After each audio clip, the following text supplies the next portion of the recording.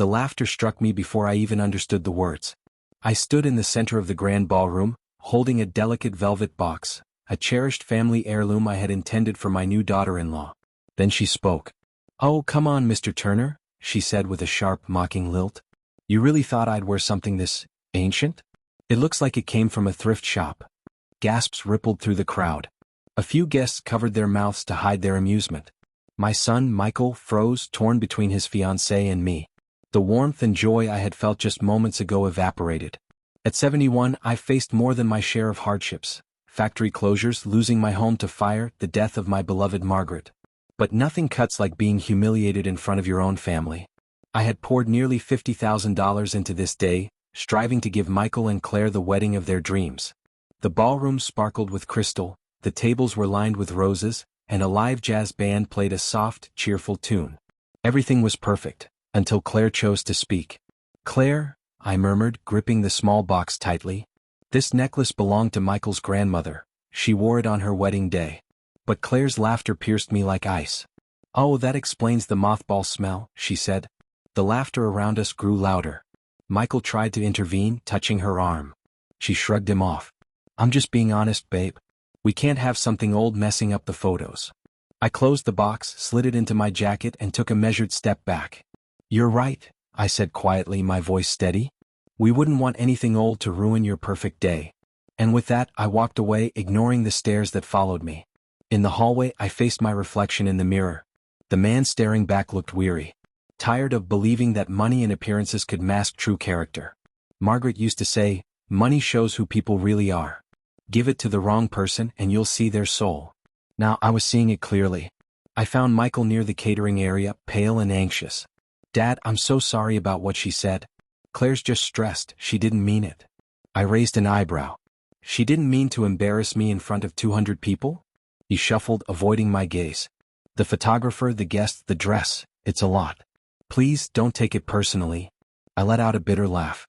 "Son, when a woman publicly mocks her future father-in-law before even joining the family, that's not nerves. That's character." Silence followed, louder than words. I left Michael and called the bank.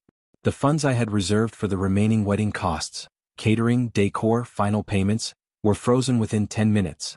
Returning to the ballroom, I walked with a quiet authority. The music played, but the atmosphere shifted. Claire posed for pictures, her smile forced. The photographer glanced at me. "Mr. Turner, would you like to join the family photo?" "No," I said with polite firmness.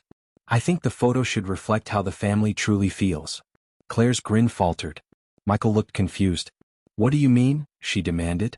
I stepped closer. "I've decided to freeze the wedding funds. Every dollar. Consider it a gift, one that teaches responsibility." Gasps echoed through the room. Claire's face flushed. "You can't do that. Everything's already paid." I shrugged lightly. "The rest was due after the ceremony. You'll need to sort it yourselves." Michael's mouth opened, but no words came. He knew I meant it. As I reached the doorway, Claire hissed, "You're ruining our wedding." I paused. "No," I said softly. "You did that yourself the moment you humiliated the man who made it all possible." And then I walked out. That evening, I sat in my truck outside the venue, watching the chaos unfold. Caterers whispered, the band faltered, guests began to leave.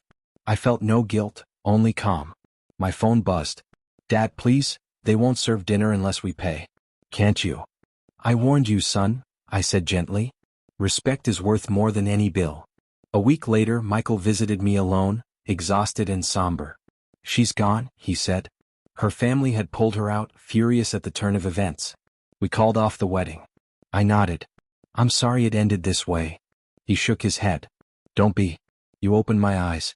She wasn't marrying me, she was marrying the money, the show, the attention. Mom would have done the same thing you did." I smiled faintly. Exactly what I thought. Months later, I attended a much quieter wedding, Michael's true choice. Emma, a gentle-hearted teacher, stood beside him. No designer gowns, no grand ballrooms, no arrogance. Just love, family, and laughter. Before the ceremony, Michael handed me the velvet box. "Emma wants to wear it," he said. She smiled softly. "It's beautiful." I swallowed, nodding. "Your grandmother would have been proud." As the music began and my son took his bride's hand, I realized something important. Sometimes walking away isn't anger. It's love. True love doesn't humiliate, demand, or mock. It honors, respects, and sees. And in that quiet moment, I finally saw too. The greatest gift I could give my son wasn't money. It was wisdom.